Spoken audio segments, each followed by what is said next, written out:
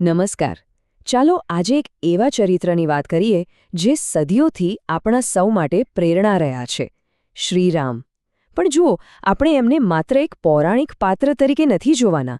આપણે એ સમજવાની કોશિશ કરીશું કે એમને મર્યાદા પુરુષોત્તમ કેમ કહેવાય છે. એક આદર્શ માનવ તરીકે એમના જીવનના દરેક પાસાને આપણે ઊંડાણપૂર્વક જોઈશું. શરૂઆત એક ખૂબ જ સુંદર વાતથી કરીએ. કહેવાય છે કે રામાયણ એ ખાલી એક પુસ્તક નથી, એ તો ભારતીય સંસ્કૃતિનો આત્મા છે. વિચાર કરો, મહર્ષિ વાલ્મીકીએ જે આ આદિકાવ્ય લખ્યું એ ખાલી વાર્તા નથી, એ તો એક ગાઈડબુક જેવું છે જે આપણને ધર્મ અને કર્તવ્યના રસ્તા પર કેમ ચાલવું એ શીખવે છે. તો સૌથી પહેલો સવાલ, શ્રીરામ હતા કોણ?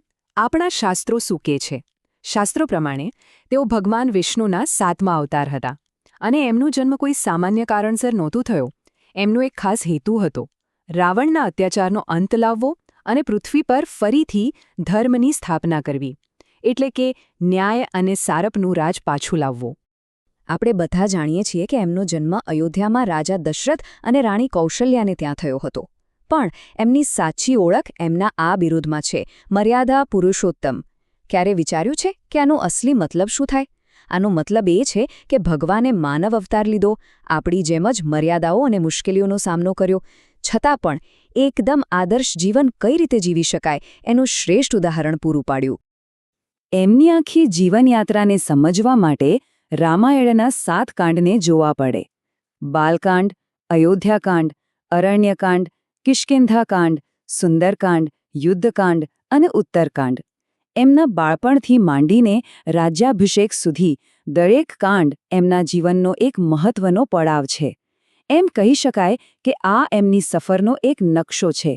તો ચાલો હવે શ્રીરામના વ્યક્તિત્વમાં થોડા ઊંડા ઉતરીએ અને એ જોઈએ કે એમણે જીવનની અલગ અલગ ભૂમિકાઓ કઈ રીતે નિભાવી અને એક આદર્શ કેવી રીતે સ્થાપિત કર્યો. એક આદર્શ પુત્ર, એક આદર્શ ભાઈ, એક આદર્શ પતિ અને એક આદર્શ મિત્ર. આ 4 મુખ્ય ભૂમિકાઓ છે. ચાલો એક પછી એક આ દરેક ભૂમિકામાં એમના વર્તનને નજીકથી સમજીએ. વિશ્વાસ કરજો, એ આજે પણ એટલું જ પ્રેરણાદાયક છે. સૌથી પહેલાં, એક આદર્શ પુત્ર.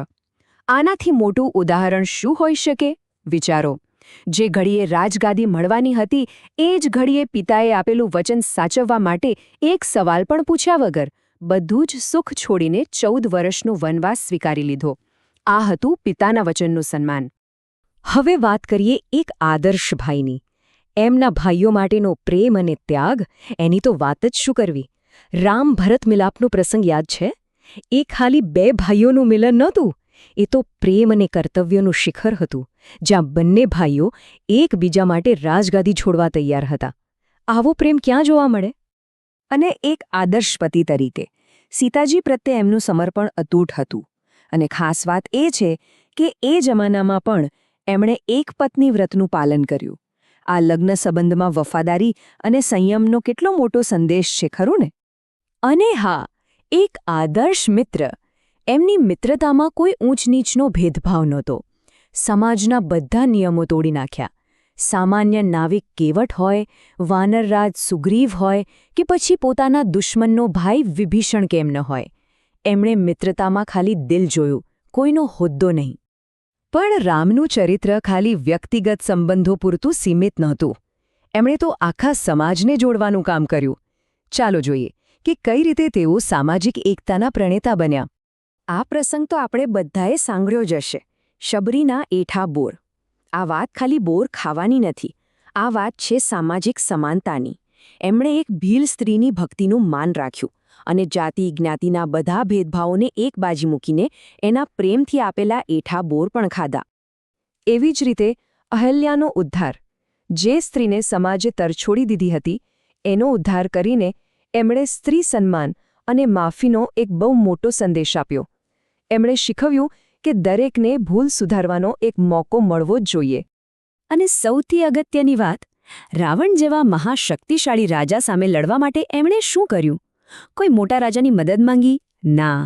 એના બદલે એમણે જંગલમાં રહેતા સામાન્ય વનવાસીઓ અને વાનરોને ભેગા કર્યા, એમને સંગઠિત કર્યા અને એમનામાં એક નવો આત્મવિશ્વાસ ભર્યો. આ જ તો સાચા નેતાની નિશાની છે, જે સમાજના છેલ્લા માણસને પણ મજબૂત બનાવે. રામના આ બધા જ ગુણો એમના શાસનમાં પણ દેખાયા અને એ શાસનને આપણે રામરાજ્ય તરીકે ઓળખીએ છીએ. આજે પણ જ્યારે કોઈ સારા શાસનની વાત થાય ત્યારે રામરાજ્યનું જ ઉદાહરણ અપાય છે. તો આ રામરાજ્ય છે શું? એકદમ સાદા શબ્દોમાં કહીએ તો એક એવું રાજ જ્યાં સરકારનો કે રાજાનો દરેક નિર્ણય, દરેક પોલિસી ફક્ત અને ફક્ત લોકોની ભલાઈ માટે જ હોય. જ્યાં રાજા એ શાસક નહીં પણ સેવક હોય. ગોસ્વામી તુલસીદાસજી તો કહે છે કે રામરાજ્યમાં કોઈ દુઃખી નહોતું, કોઈ ગરીબ નહોતું. દરેક વ્યક્તિ સુખી હતી, સમૃદ્ધ હતી અને કોઈ પણ જાતના ડર વગર જીવતી હતી. બધા માટે ન્યાય એકસરખો હતો. અને રાજા માટે? રાજા માટે લોકોનું ભલું પોતાના અંગત સુખ કરતાં પણ વધારે મહત્વનું હતું. ત્યાં શારીરિક, દૈવી કે ભૌતિક કોઈ પણ પ્રકારનું દુઃખ નહોતું. ચાલો હવે વાતને થોડી વધુ ઊંડી લઈ જઈએ. એમના ચરિત્રના મનોવૈજ્ઞાનિક અને આધ્યાત્મિક પાસાને સમજીએ. કારણ કે એમના દરેક કામ પાછળની અસલી તાકાત તો આ જ હતી. જરા વિચારો, એક તરફ રાજગાદી મળવાની છે અને બીજી તરફ વનવાસ જવાનું છે. આપણા જેવા સામાન્ય માણસનું શું થાય? પણ રામ, રાજગાદી મળવા પર એમના ચહેરા પર કોઈ અહંકાર નથી અને વનવાસ મળવા પર કોઈ દુઃખ નથી. એકદમ શાંત અને સ્થિર. સુખ હોય કે દુઃખ, બંનેમાં એક સરખા રહેવાની આ જે સ્થિતિ છે એને સ્થિત પ્રજ્ઞતા કહેવાય છે. આ જ એમની હિંમત અને ધીરજનું સાચું રહસ્ય હતું. અને આધ્યાત્મિક દૃષ્ટિએ જુઓ તો રામ એ ખાલી એક નામ નથી. એનો અર્થ થાય છે જે દરેકમાં વસે છે, જે બધે જ છે. ખબર છે? એ બીજું કંઈ નહીં પણ આપણી અંદરનો જ અવાજ છે, આપણો અંતરાત્મા, જે આપણને હંમેશા સાચા રસ્તા પર ચાલવા માટે કહેશે. અને આ જ વાત આપણને આખા વિશ્લેષણના અંત પર લાવે છે.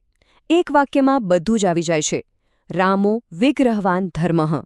એટલે કે શ્રીરામ પોતે જ ધર્મનું જીવન સ્વરૂપ હતા.